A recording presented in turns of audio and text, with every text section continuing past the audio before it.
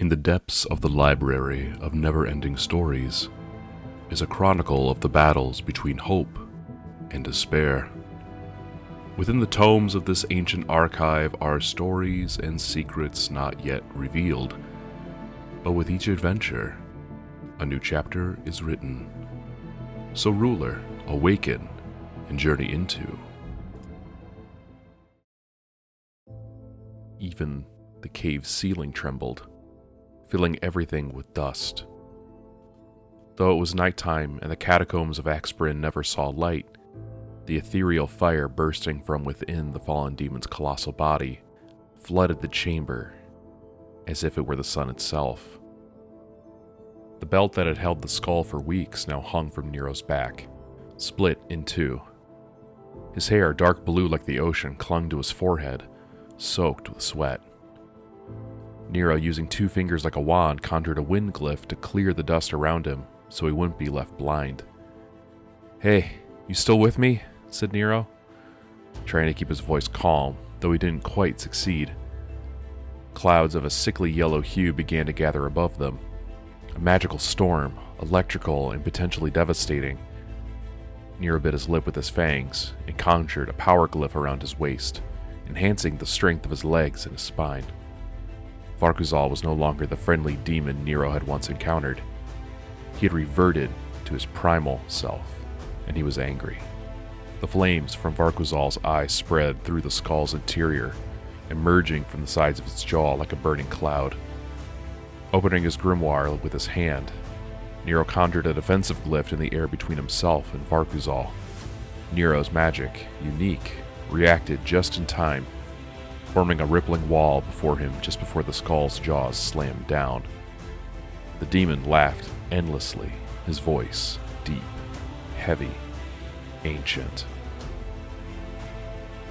"It is your time, boy. I shall devour your flesh and soul, absorb your magic, and reclaim the power I once held." Varkuzhal shouted, never taking his eyes off Nero. This wasn't supposed to happen," Nero said. The demon Varkuzhal's eyes flashed red, reflecting the state of the sky. The magical energy from the thunderstorm was enough to recharge him, allowing Varkuzhal for a moment to return to his former glory. The disembodied skull that was Varkuzhal shook itself free from Nero's belt and rolled across the muddy ground, still laughing. Moments later, the skull had to grow to over 2 meters in length. The horns, the flames, even the razor-sharp teeth all became massive. The body fused with the head, and the demon rose whole once more. Magic flowed from the demon, and Nero pulled it toward himself, conjuring one protective glyph after another, every one he had recorded in his grimoire. Varkuzhal's fist, as large as a boulder, came crashing down on Nero, destroying one by one the defenses the boy had worked so hard to build. The smell of sulfur intensified, and Nero's clothes caught fire, and then darkness came.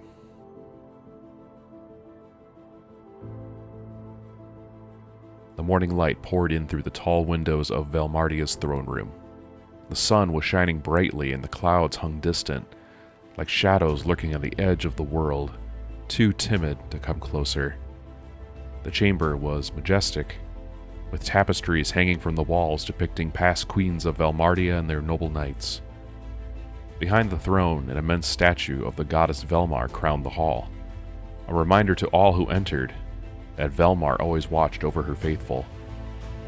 It was completely empty, except for Lionel, who stood at attention even though he was alone in the vast hall. He did it out of habit and out of respect for the throne. He was the most beloved and decorated knight in the kingdom, and yet had never taken the post of army general. He had turned down that honor many times, for he loved being on the battlefield, alongside the men and women who risked their lives each day to defend Velmardia's borders.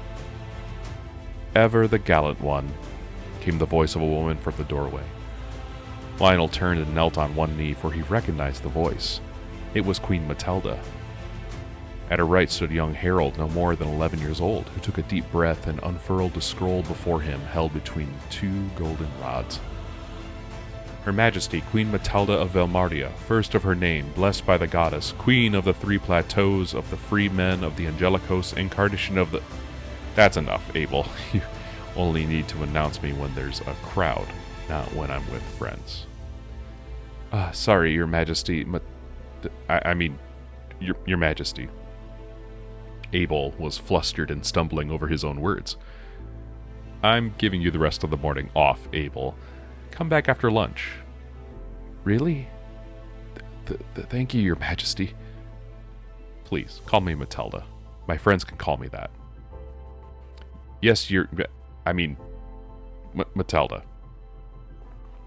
Before running off, without bowing and turning his back, the boy exited.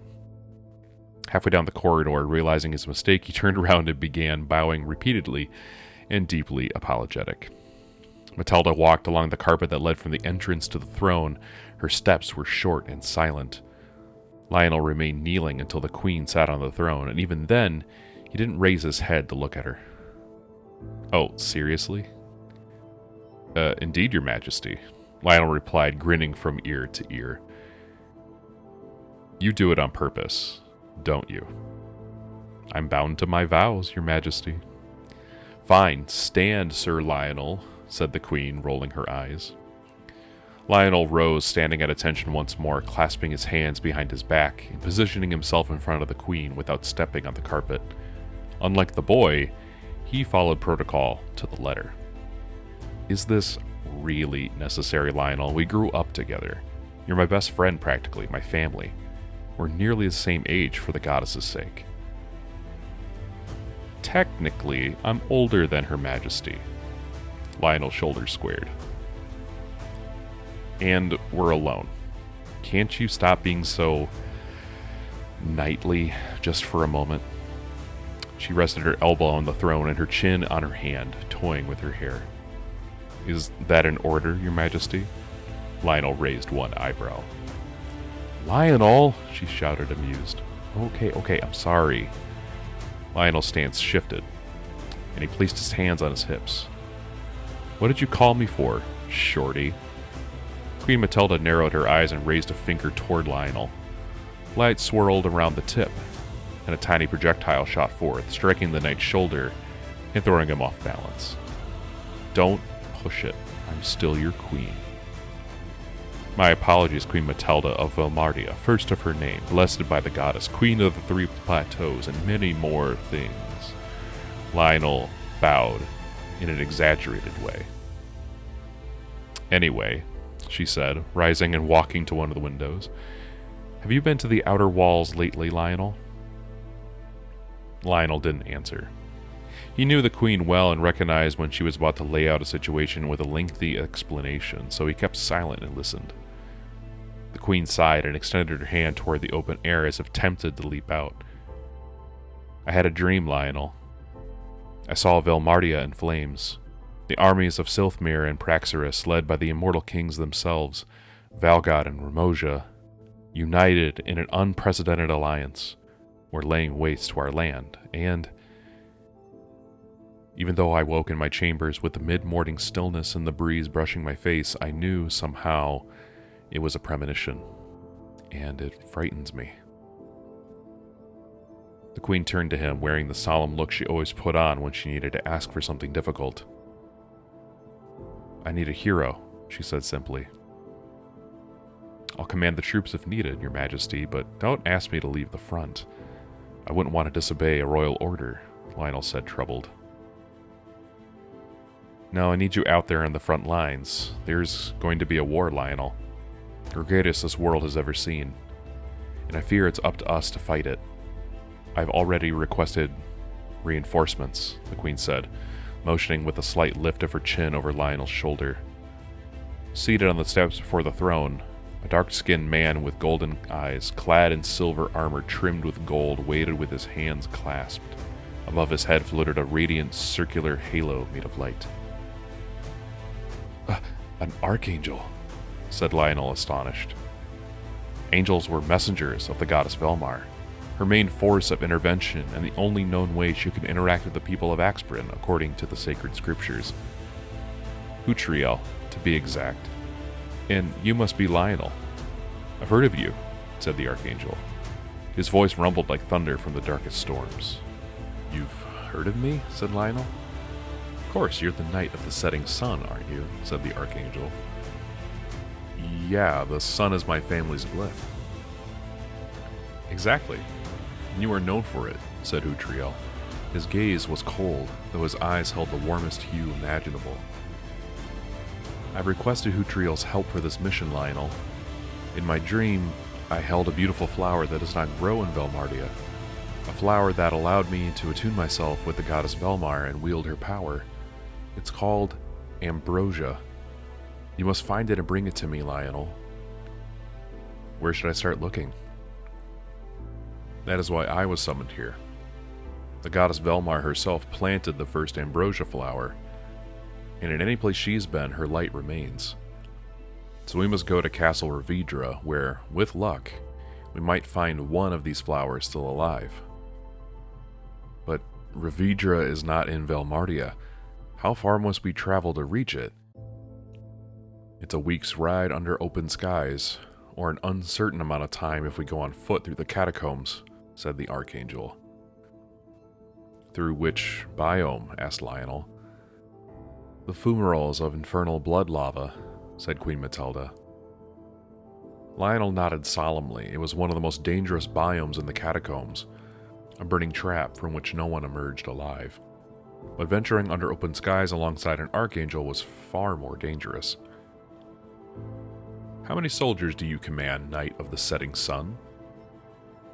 None that I would lead to a certain death. Then have we failed before our quest has even begun? No, I won't bring soldiers on a mission like this. To succeed, I don't need soldiers, I need friends. And I know just people who will be thrilled by the idea of a journey through the catacombs. Then it's decided, said Hutriel. We depart at dawn. Your Majesty. The Archangel leapt through one of the tall windows, spread his wings, and dove away from them. He's kind of impressive. He is, and he commands great respect. Do you agree with this mission, Lionel? I do. This is why we Velmardians join the army, to keep our people safe. Is there anything you want for accepting this mission? I'll give you whatever you desire, my friend. Another sunset. That's all I ask. To live to see another one, said Lionel.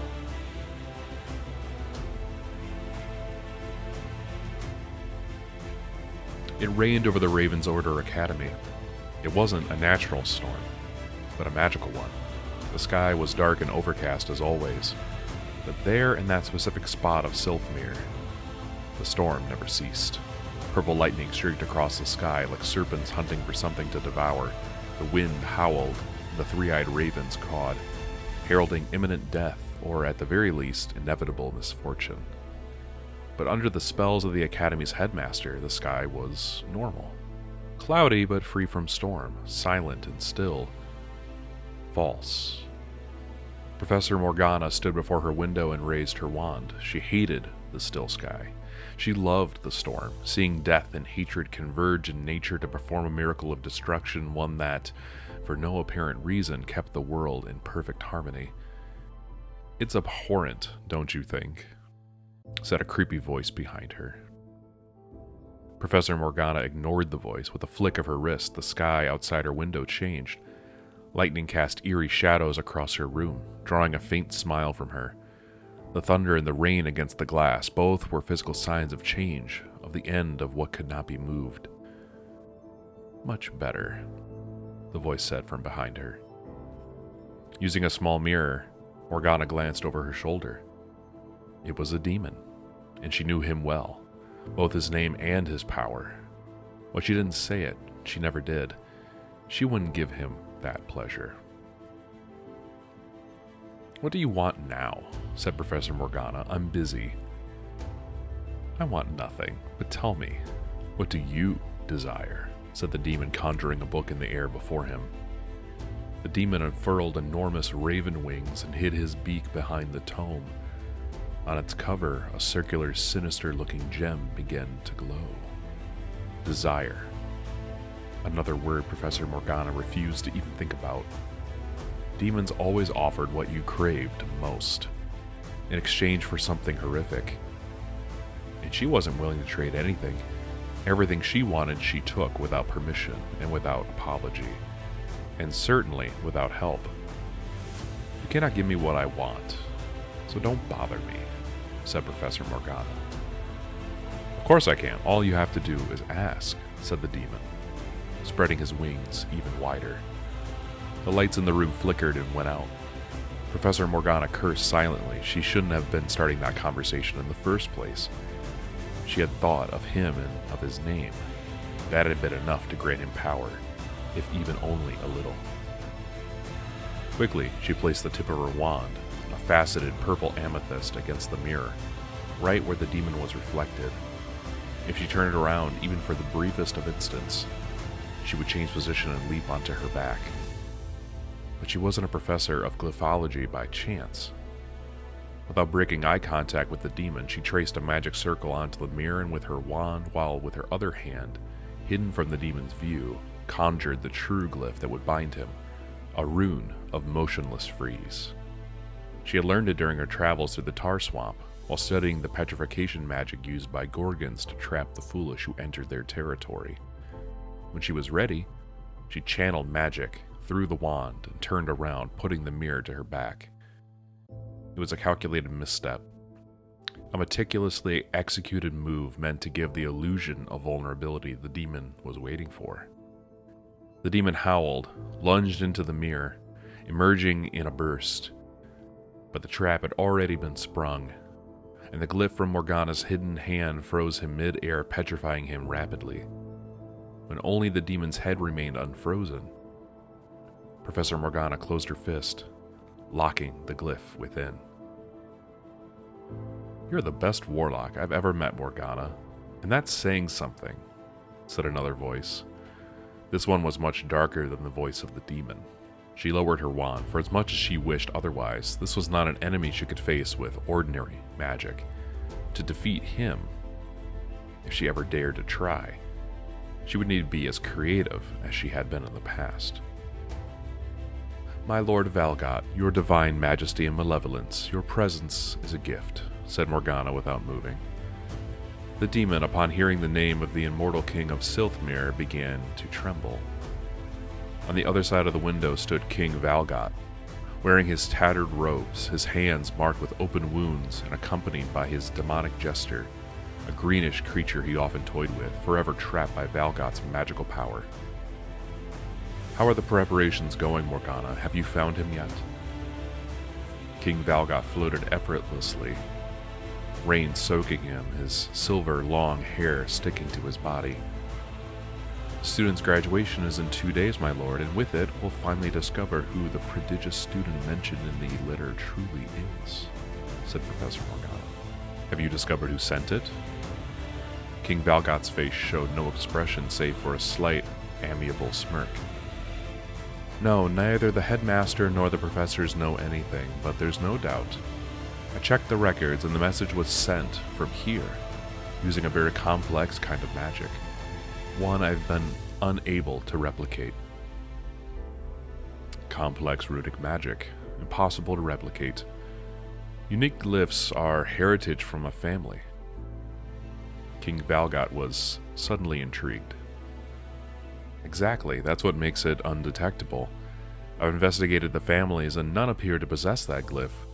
There are still many records left to examine, but now that graduation is approaching, I've allowed myself a brief pause. I want to have a little fun with the students," said the professor. "Some of them are quite interesting." King Valgot nodded slowly and repeatedly. Then his right arm broke through the window, shattering the glass, and even the metal, into pieces. He grabbed Professor Morgana by the front of her robes and yanked her toward him. The glass hadn't simply shattered. The fragments were frozen in time and space. Morgana's face passed through the shards, slicing her skin in countless places, but she couldn't move. Valgot's magic wouldn't allow it. I didn't bring you here to have fun, woman. I brought you here because I want answers. I didn't want to deal with it myself, so tell me. Was it a mistake? Did I, an immortal, commit some petty error? King Valgot's arm was strong, but the glass had pierced him. He was bleeding from multiple wounds, so he didn't seem to notice. Professor Morgana didn't respond. If she opened her mouth, she risked the shards entering her throat, causing immense pain, or worse, death. So she did what she did best. She stared straight back into the eyes of the most powerful warlock in all of Silphmere without blinking. Not even a flicker of doubt crossed her heart. Professor Morgana knew she was the best in her field, and that she was doing exactly what needed to be done. After several agonizingly long seconds, King Valgot released her. Find the student, Morgana. I want to drain their magic and take their power. If you fail, the one I will drain will be you. Be back soon. And with that, King Valgot vanished, dissolving into a cloud of purple smoke. Morgana took a breath and cursed. The glass and the iron frame of the window were back in place. There was no sign that King Valgot had ever been there. She touched her face. No wounds, no scars, nothing. It had all been reversed, as if it had been no more than an illusion. You're screwed, said the demon suddenly, letting out a laugh that sounded like a harsh crow-like caw. Morgana blew his head off with a flick of her wand. That wouldn't kill him, but it would hurt long enough to keep him quiet for a few days. She needed time to think, without distractions. King Valgot had received a letter at the start of the scholar year, sealed with the sigil of the Raven's Order Academy, containing a unique kind of magic. The letter spoke of a prodigious student, one so powerful that their magic might finally shatter the protective runes of the goddess Velmar once and for all. If there was one thing King Valgot longed for more than crossing the Sea of Blood toward Cathora, the other continent of Yomidgard, a continent shrouded in complete mystery, it was to conquer Velmardia, one of the two kingdoms still outside of his control. So Professor Morgana composed herself, cleaned up the mess caused by the demon's exploded head, and left her chamber. She had classes to teach. Thank you for tuning into this episode of the Force of Will Chronicles. Your narrator and producer has been yours truly. Force of Will's original story, characters, and lore articles are owned and produced by iSpy Ltd. and are published on their website, www.fowtcg.com. Please support the official release. Until next time.